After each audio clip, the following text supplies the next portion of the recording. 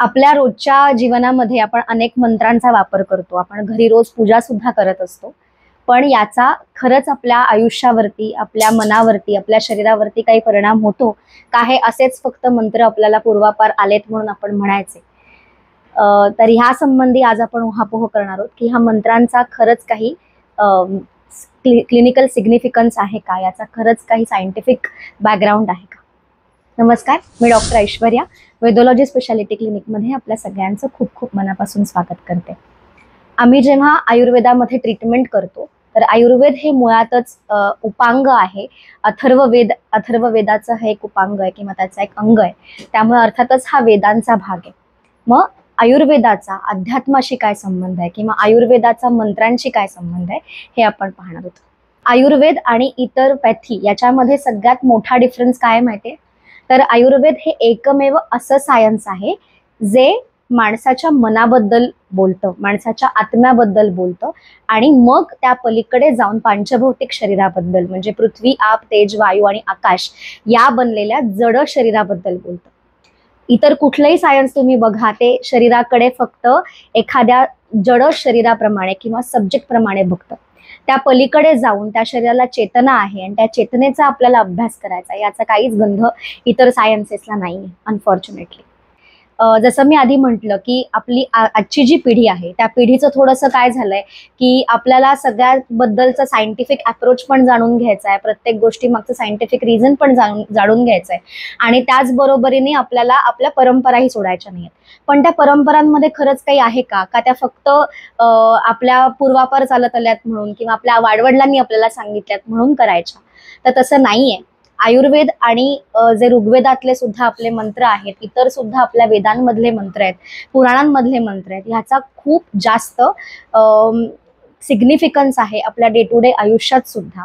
आपलं आयुष्य चांगलं जावं, आरोग्यपूर्ण जावं किंवा आपल्या शरीरावरती त्याचे पॉझिटिव्ह परिणाम व्हावे, आपल्या आजूबाजूच्या वातावरणावरती त्याचे पॉझिटिव्ह परिणाम व्हावे म्हणून हे मंत्र एक कवचासारखं काम करतात. आणि हे फक्त मी तुम्हाला आत्ता सांगते म्हणून नाही, तर ते सायंटिफिकली प्रूव्ह सुद्धा झालेलं आहे. फॉर एक्झाम्पल आपण काही छोटी छोटी एक्झाम्पल्स घेऊया. लंडनमध्ये असा खूप मोठा एक रिसर्च झाला की ज्याच्यामध्ये जी गुंतागुंतीची ऑपरेशन्स होती, ज्याचा सक्सेस रेट हा फार कमी होता, त्या ऑपरेशन्सच्या आधी अथर्ववेदातले, जो आयुर्वेदाचा अगेन एक भाग आहे, त्या अथर्ववेदातले काही मंत्रांचा जप केला गेला त्या पेशंटच्या बाजूला बसून आणि त्यानंतर ऑपरेशन्स झाली आणि ती ऑपरेशन्स त्यांच्या एक कंट्रोल रँडमाइज ट्रायल झाला आणि एक रँडमाइज ट्रायल जसे आपण नॉर्मल ऑपरेशन्स करतो तसा झाला आणि बघितलं गेलं की प्रेयर किंवा त्या मंत्रांचा, स्पेसिफिक मंत्रांचा इतका छान इफेक्ट आहे की त्या मंत्रांमुळे ती ऑपरेशन्स, जी गुंतागुंतीची ऑपरेशन्स होती, ती सक्सेस रेट त्याचा हा कितीतरी पटीने वाढलेला होता. याचाच अर्थ की ह्या मंत्रांचा नक्कीच काहीतरी सिग्निफिकन्स आहे. दुसरी आपण एक उदाहरण घेऊ. आपण रोज आपल्या डे टू डे लाईफमध्ये बरेच जण घरांमध्ये रामरक्षा म्हणतात. रामरक्षेमध्ये शिरोमे राघव पातू भालम दशरथात्मजहा, हे पूर्ण आपली त्याच्यामध्ये काय तर शिरापासून ते पायापर्यंत आपल्या पूर्ण शरीराचं जे काय म्हणूया प्रोटेक्शन आहे, हे प्रोटेक्शन करण्यासाठी आपण रामाला एका प्रकारे त्याची काय म्हणूया एक प्रार्थना केलेली आहे. आणि ह्या मागे काय सायन्स आहे तर आपण जेव्हा एखादे शब्द म्हणतो, एखादा मंत्राचा उच्चार करतो, तेव्हा तो वेगवेगळ्या आपल्या शरीराच्या भागांमधनं ते मंत्र उमटत असतात. जसं की तुम्ही ओमकार म्हणा आणि तुमच्या डोक्यावर हात ठेवा, तुम्ही फील करू शकाल की ह्या ओमकार म्हणत असताना डिरेक्टली सगळी जी व्हायब्रेशन्स असतात ती तुमच्या डोक्यापाशी म्हणजे शिरापाशी तुम्हाला ती फील होतात. याचा अर्थ प्रत्येक ठिकाणून तो मंत्र वेगवेगळ्या ठिकाणून आपल्या शरीराच्या भागातून त्याचा उच्चार होतो. काही मंत्र हे आटळाला लागून होतात, काही शब्दांचा उच्चार हा आपल्या ओठाद्वारे होतो, काही शब्दाचा उच्चार हा आपल्या कंठाद्वारे होतो, काही शब्दांचा उच्चार हा अनाहत म्हणजे हृदयातून आलेले काही शब्द असतात. सो या सगळ्या शब्दांमुळे आपल्या शरीरावर त्याच्या काही रिॲक्शन्स घडतात, त्याचे काही वेगळे असे रेझोनेटिंग इफेक्ट्स असतात. And that is the reason आपल्याला मंदिरात गेल्यावर छान वाटतं, पॉझिटिव्ह वाटतं आणि त्याचा आपल्या शरीरावरती, मनावरती खूप खोलवर परिणाम होतो. गर्भसंस्कारांमध्ये जेव्हा आम्ही आईला ऋग्वेदातले मंत्र ऐकवतो, असं पाहिलं गेलंय की बाळ जेव्हा जन्माला येतं तेच मंत्र जेव्हा त्या बाळाला ऐकवले जातात तेव्हा त्याची रिॲक्ट करण्याची पद्धती वेगळी असते. या पलीकडे जाऊन आमच्या आयुर्वेदामध्ये आम्ही मुळात आता आयुर्वेद जेव्हा आपण म्हणतो तर आयुष्याचा वेद किंवा आयुष्यवेदा आयुर्वेदा, आयुष्य जगण्याची कला म्हणजे आयुर्वेद. सो आयुर्वेदामध्ये जेव्हा आम्ही विचार करतो स्पेशालिटी काय, तर सगळ्यात मोठी स्पेशालिटी माझ्या मते आयुर्वेदाची ही आहे की आयुर्वेद हा मनाचा विचार करतं, आत्म्याचा विचार करतं आणि मग शरीराचा विचार करतं. इतर कुठलीही पॅथी जर तुम्ही घेतली तर ती फक्त शरीराचा विचार करते किंवा जड देहाचा विचार करते. पण आयुर्वेदाप्रमाणे जेव्हा आम्ही आत्म्याचा किंवा चेतनेचा विचार करतो आणि त्या चेतनेपर्यंत पोहोचण्यासाठी आपल्याला मंत्रशक्ती ही नक्कीच उपयोगी पडते. कारण आता सायन्सने पण प्रूव्ह झालंय की आपले जे डीएनए आहेत या डीएनए मध्ये हजारो करोडो लाखो वर्षांची स्मृती ही अवेलेबल आहे. सो इथून पुढे जाताना जेव्हा आपण विचार करतो की ह्या मंत्रांचा काय प्रभाव आहे, तर आयुर्वेदामध्ये 3 प्रकारच्या चिकित्सा या अगदी सरळ सरळ सांगितल्यात. एक आहे युक्ती व्यपाश्रय चिकित्सा, म्हणजे डॉक्टर तुम्हाला चेक करून जी औषधं देतो त्याच्या युक्तीने देतो, ती युक्ती व्यपाश्रय चिकित्सा. दुसरी म्हणजे सत्वावजय चिकित्सा, म्हणजे विल पॉवर वाढवणारी ट्रीटमेंट, ज्याने पेशंटची विल पॉवर वाढून पेशंट बरा होतो. आपण अनेक उदाहरणं ऐकली असतील की एखाद्या पेशंटला सांगितलेलं असतं तू 4च महिने जगशील, तू 6च महिने जगशील, पण त्याच्यासमोर काहीतरी खूप मोठं गोल असतं. फक्त विल पॉवर, त्याच्या आतली जी चेतना आहे ती त्याला भाग पाडते त्याचं ते गोल अचीव होईपर्यंत जगण्यासाठी. आणि असे माझ्या डे टू डे प्रॅक्टिसमध्ये मी अनेक पेशंट बघितले, ज्याला आम्ही म्हणतो सत्वावजय चिकित्सा. आणि तिसरी आणि सगळ्यात महत्वाची चिकित्सा म्हणजे दैव व्यपाश्रय. दैव व्यपाश्रय म्हणजे त्याच्यात येतो तुमच्या मंत्रशक्तीचा प्रभाव. आता ही ट्रीटमेंट्स करत असताना माझ्या अनेक पेशंटना अनुपान म्हणून मी मंत्रांचा उपयोग सांगितलेला आहे आणि त्याचे ट्रिमेंडस रिझल्ट्स मी नॉर्मल पेशंटच्या तुलनेमध्ये पाहिलेले आहेत. अनुपान म्हणजे काय, तर एखाद्या औषधाच्या बरोबर ते औषधाला कॅटलिस्ट, औषधासाठी कॅटलिस्ट म्हणून काम करेल अशी मंत्र आपण वापरली जातात आपल्या डे टू डे प्रॅक्टिसमध्ये. मी सुद्धा वापरते. पार्किन्सन्सच्या पेशंटना मी रामरक्षा म्हणायला सांगते, हनुमानाची चिकित्सा करायला सांगते, कारण हनुमान हा वायुपुत्र आहे आणि पार्किन्सन्स सारखे आजार हे वातज व्याधी आहेत.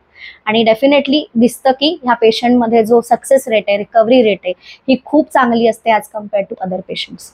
माझं स्वतःचं एक छोटंसं मी तुम्हाला उदाहरण इथे सांगेन. आयुर्वेदामध्ये ज्वर चिकित्सा म्हणजे तापावरती सांगितलेलं आहे की विष्णू सहस्त्रनाम म्हणावं. कोविडच्या सेकंड वेव्हमध्ये जेव्हा प्रचंड हॉस्पिटलायझेशन होत होती, लोकांना हॉस्पिटलमध्ये जागा सुद्धा मिळत नव्हती, त्यावेळेस मला कोरोना झाला आणि माझा टेम्परेचर वॉज 104 पॉईंट समथिंग आणि तो कंटिन्युअसली जवळजवळ 2 दिवस 104 होता. आणि अनेक ट्रीटमेंट्स करून, सगळी औषधोपचार करून सुद्धा 104चा 103 102 पर्यंत जायचा, पण त्याखाली काही ताप जात नव्हता. मला अनेक लोकांनी हे सजेस्ट केलं की तू जाऊन आयसीयूला ऍडमिट हो, तू जाऊन ऍडमिशन घे, पण मला सुचत नव्हतं काय करू आणि हॉस्पिटलला बेडही त्यावेळेला अवेलेबल होत नव्हते. मी पुन्हा आपली चरक संहिता काढली, बघायला लागले की आपलं काय चुकतंय, काय ट्रीटमेंटमध्ये चेंजेस करायला हवेत. आणि तिथे एक विष्णू सहस्त्रनामाचा छोटासा रेफरन्स वाचला आणि म्हटलं करून तर बघूया, घरातच आहोत आपण. आणि मी विष्णू सहस्त्रनाम वाचायला सुरुवात केली. माझ्या घरात होतं, मोठं येते, त्याला अर्धा ते पाऊण तास जातो एकदा वाचायला. सो ते वाचत असताना मी हे सांगितलं तर कोणाचा विश्वासही बसणार नाही, पण ते मी स्वतः अनुभवलेलं आहे आणि त्यानंतर अनेक पेशंट्सना सांगितले, त्याचे अनुभव पाहिलेले आहेत. पण वाचायला सुरुवात केली आणि वाचन संपेपर्यंत माझा ताप हा 99 पर्यंत कमी आलेला होता, कुठल्याही पॅरासिटामॉल शिवाय. सो इतकं त्या मंत्राची ताकद आहे. मला आठवत आहे की माझी आई जेव्हा घरामध्ये आमच्या आजारी होती, क्रिटिकली इल होती, तेव्हा काही मंत्र उच्चार आम्ही ठरवून करत असो आणि त्याचा माझ्या आईची विल पॉवर वाढण्यासाठी सुद्धा फायदा झाला, त्याची लॉन्जिव्हिटी ऑफ लाईफ वाढण्यासाठी सुद्धा फायदा झाला. पाश्चात्य देशांमध्ये आणखीन एक असा एक आत्ता रिसेंटलीच महत्वाचा एक रिसर्च झाला. अगेन मला ह्याची खूप मोठी खंत वाटते की आपले सगळे रिसर्च किंवा आपल्याकडे जे सायन्स आहे ते सगळं सायन्स हे पाश्चात्य देशांमध्ये खूप सिरियसली घेतलं जातं, सायंटिफिक ॲटिट्यूडने त्याच्यावरती रिसर्च होतो. आपल्याकडे मात्र त्या गोष्टींना जास्त महत्त्वच दिलं जात नाही. सो अगेन आता आपण उदाहरणाकडे येऊया. उदाहरण असं आहे की पाश्चात्य देशांमध्ये आता एक रिसर्च झाला ज्याच्यामध्ये जेव्हा कोंबड्यांमधनं जी पिल्लं जन्माला येतात ती साधारण त्यांचा जो स्टॅटिस्टिक असतो तो 50% मेल आणि 50% फिमेल अशी ती पिल्लं जन्माला येतात.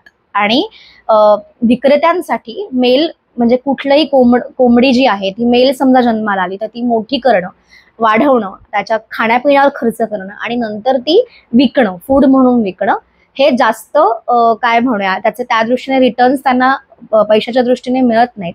वेअरॅज फिमेल जर कोंबडी आपण रेस केली आणि त्याच्या थ्रू जर लगेचच ती आपण फूड म्हणून पण वापरू शकतो किंवा ब्रीडिंगसाठी पण त्यांचा उपयोग होऊ शकतो. And that was the reason की ते मेल जे अंडी मेल जी कोंबडी तयार होत होती, चिकन्स तयार होत होती, ती मारली जायची.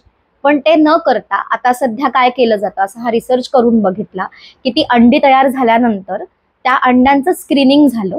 त्या स्क्रीनिंगमध्ये जे मेल एम्ब्रिओ होते, म्हणजे जे पुरुष बीज जी होती, त्यांना एक वेगळं केलं गेलं आणि त्यांच्यावरती ओम जो आपला साऊंड आहे तशा साऊंडच्या फ्रिक्वेन्सीज वापरल्या गेल्या आणि हे पाहिलं गेलं की काही काळाच्या सततच्या त्या फ्रिक्वेन्सीनी आणि ओम साऊंडनी त्यांचं जेंडर इटसेल्फ हे चेंज व्हायला मदत झाली. या पूर्ण मेल जे एम्ब्रिओ होते ते फिमेल एम्ब्रिओमध्ये ट्रान्सफर झाले. आता हे बघायला गेलं तर हा खूप मोठा एक चमत्कार आहे, पण हेच सगळं आपल्या वेदांमध्ये सुद्धा, आपल्या पुराणांमध्ये सुद्धा हजारो लाखो वर्षांपूर्वी लिहिलं गेलंय. आणखीन एक जर एक्झाम्पल किंवा आणखीन काही सांगायचं झालं तर आयुर्वेदामध्ये सुद्धा असं प्रत्येक आजारावरती दैवव्यापाश्रय चिकित्सा आहे. फॉर एक्झाम्पल श्वित्र किंवा कोड येणं जे आपण म्हणतो, याच्यामध्ये सरळ सरळ असं सांगितलेलं आहे की तुम्हाला दैवव्यापाश्रय चिकित्सेचा आधार घ्यायचा आहे, मंत्रशक्तीचा आधार घ्यायचा आहे. तर त्याचा अर्थ असा नाहीये की आपल्याला फक्त देवदेव करायचं आहे, तर त्याचा अर्थ असा आहे की आपलं विल पॉवर आपल्याला वाढवायची त्या आजारामध्ये आणि त्या बरोबरीने काही फ्रिक्वेन्सीजचा, साऊंड वेव्हचा वापर करून आपल्याला आपलं शरीर हे हील करायचंय. आणि त्याचाच पुढे वापर करून म्युझिक थेरपी सुद्धा उदयाला आलेली. आयुर्वेदाने ग्रह चिकित्सा म्हणून एक खूप मोठा हे सांगितलेला आहे, खूप मोठा भाग सांगितलेला आहे. तर ग्रह म्हणजे आपले केतू, राहू वगैरे ग्रह नाही, तर व्हायरोलॉजी म्हणजे जे आपल्या डोळ्यांना दिसत नाहीत अशा गोष्टी, त्याच्यामध्ये बॅक्टेरिया, व्हायरस, फंगी हे सगळं येतं. मग या जे हे असे जे व्हायरसेस आहेत, बॅक्टेरिया आहेत, ज्यांच्यामुळे रोगोत्पत्ती होते, तर त्यांनाही मारण्यासाठी काही मंत्र सांगितलेले आहेत. आणि त्या मंत्रांचा जर आपण वापर केला तर हे पाहिलं गेलेलं आहे की ते आजार किंवा त्या व्हायरसची जी ताकद आहे ती कमी होते, व्हायरसची दुप्पट होण्याची जी संख्या आहे ती सुद्धा कमी होते आणि व्हायरस आटोक्यात आलेले, बॅक्टेरिया आटोक्यात आलेले पाहायला सुद्धा मिळतात. सो असे अनेक प्रकारे ह्याचा रिसर्च झालेला आहे. तुमच्याशी हे सगळं बोलण्यामागचं कारण हेच की माझ्यासारखे बरेच वैद्य, तुम्ही जेव्हा आयुर्वेदिक डॉक्टरकडे जाता कदाचित तुम्हाला सांगत असतील की हे करता करता तुम्ही हा सुद्धा मंत्र म्हणत जा किंवा औषधाबरोबर हा मंत्र पण म्हणत जा. तर त्याला फक्त देवभोळा डॉक्टर म्हणून त्याच्याकडे बघू नका, तर त्याच्या मागे हा इतका मोठा सायंटिफिक बॅकग्राऊंड आहे. हा विचार करा आणि डोळसपणे आपल्या मंत्रांना, आपल्या पुराणांना आणि आपल्या वेदांकडे बघण्याची आपली सायंटिफिक दृष्टिकोन जागृत ठेवा. आपोआपच तुम्हाला सगळ्या प्रश्नांची उत्तरं मिळायला लागतील.